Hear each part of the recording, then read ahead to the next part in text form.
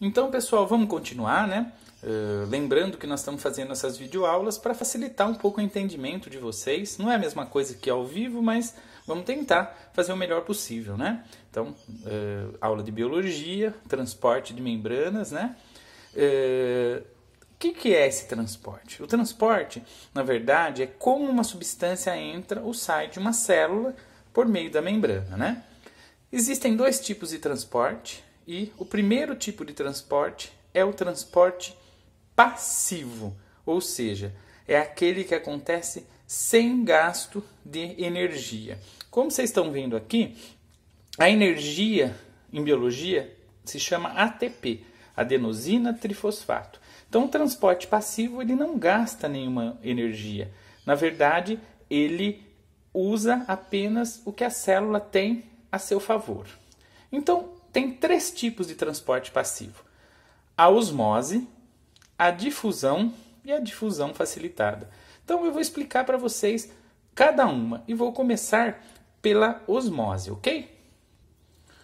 Como eu estava dizendo, moçada, a osmose é o transporte sem gasto de energia, é um transporte passivo.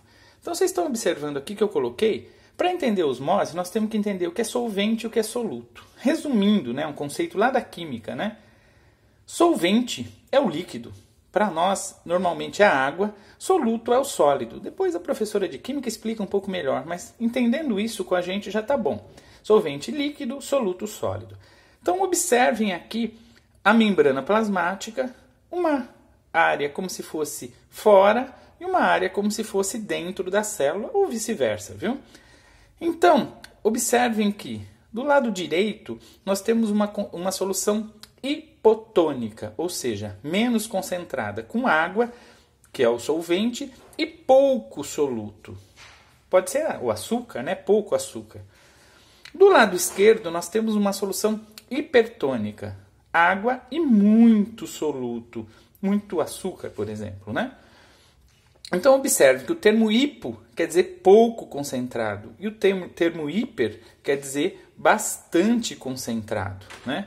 O próprio nome nos diz, né? Hipo, né? Hipotermia, baixa temperatura, hipotônico, baixa concentração, hipertônica, alta concentração, hipermercado, por exemplo, um mercado grande, né? Com bastante, né? Então, observa que vocês têm aqui duas soluções. E aqui é como se fosse a membrana plasmática. Então, pessoal, entendam que sempre o movimento por osmose ocorre do líquido, né? Ocorre um movimento do solvente, que é a água, do meio hipotônico para o meio hipertônico. Sempre assim, do meio hipotônico para o meio hipertônico. Osmose sempre vai ser desse jeito, pessoal.